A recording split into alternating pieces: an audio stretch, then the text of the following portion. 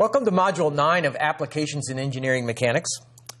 For today's outcomes, we're going to continue to use the method of sections to analyze truss structures. We're going to go back and use that same problem we worked on last module, but this time we're going to go ahead and solve for the force in member DE.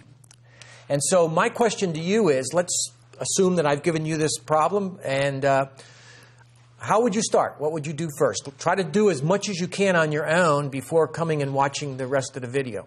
This is good practice for you.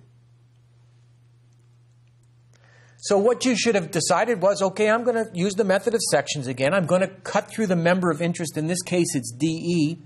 I can go ahead and use the same sectional cut that I used last time. That'll work again. As sort of an advance or a side topic, note that you don't have to pick this portion of the truss. You could also look at this section of the truss, and you would get the same answers as I'm going to get in this module. And so I'd actually like you to try that. After you've gone through this module, try that on your own and redo this whole module. Try to solve for member DE. And later we're going to find member DG force as well. But do it by looking at this entire left-hand section.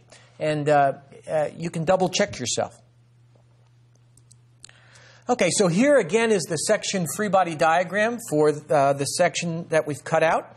What equilibrium equation might you use to solve directly for DE? Think about that. Once you've decided, come on back and we'll do it together.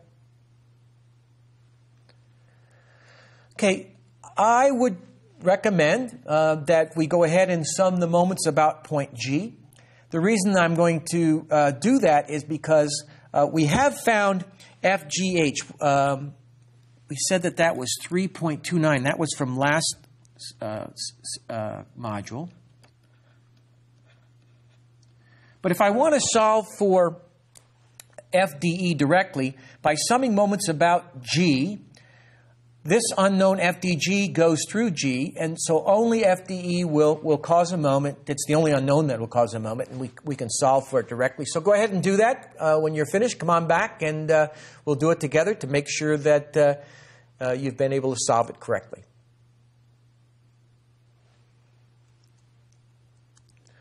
Okay, so FDE is what we want to find. We're going to sum moments about G. I've chosen counterclockwise as positive. And so I've got, okay, I'm going to have, I don't know the perpendicular distance between the line of action at FDE and point G. And so what I'm going to use is Varignon's theorem, back from my last course, Introduction to Engineering Mechanics. And I'm going to break this FDE force into its two components, an X component and a Y component. And so let's first look at the moment due to the X component. And we see that this FDE is on a 1-on-3 slope. This distance is 1. This distance is 3 meters. And so the hypotenuse is the square root of 10. And so we can see this is a breakout of the slope. And so the X component then will be 3 over the square root of 10 times FDE. So we've got 3 over the square root of 10 times FDE times its moment arm. And its moment arm will be 3, because that's the perpendicular distance from the X component down to point G. It's going to be positive in accordance with my sign conventions, because it's causing a counterclockwise rotation. I've got my Y component, which is going to be 1 over the square root of 10. So I'm going to, and that's also going to be positive because it causes a counterclockwise rotation. So I've got plus 1 over the square root of 10 times FDE times its moment arm, and it will be 1.5. And I also have my 3.92 reaction force down here from the external roller. It's going to be plus, so it's plus 3.92 times its moment arm to G is 3. Set all that equal to 0. And I get FDE, if I solve for it, will be equal to minus 3.54, which tells me that FDE, even though I've drawn it in tension, is actually in compression. So I've solved for FDE. It's equal to 3.54. The units are kilonewtons, and it's in compression.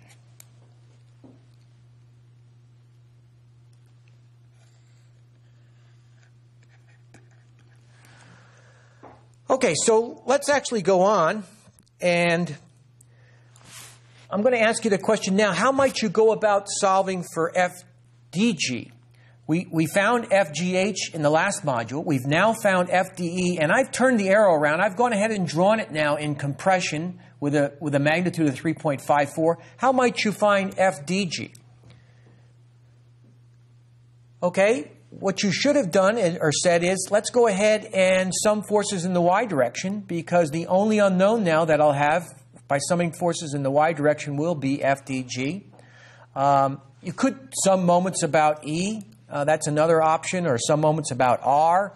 But why don't you go ahead and use the equation of equilibrium of summing the forces in the y direction and see if you can get the answer. Okay, let's do it together. In this case, the FDG force has two components, an x component and a y component. We're only concerned with the y component. You can see that it's on a 4 on 1.5 slope with a magnitude of the hypotenuse is the square root of 1.5 squared plus 4 squared. And so let's go ahead and use that y component. So the y component is the 4 part of the triangle over its hypotenuse, which is the square root of 1.5 squared plus 4 squared times FDG.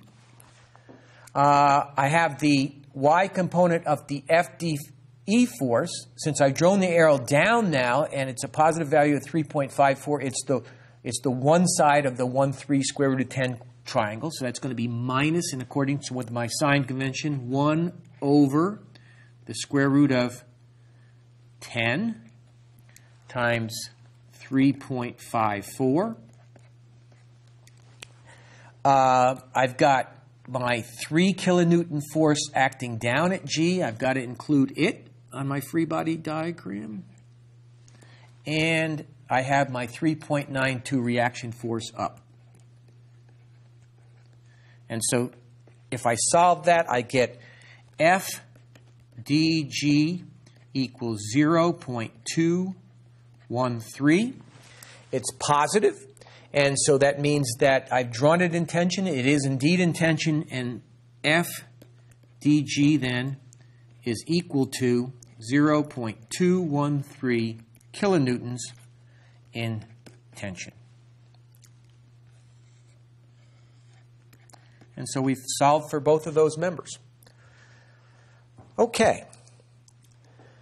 Believe it or not, you're at a point now where we talked about at the beginning of the course, hey, we could even solve for an example like this tower crane.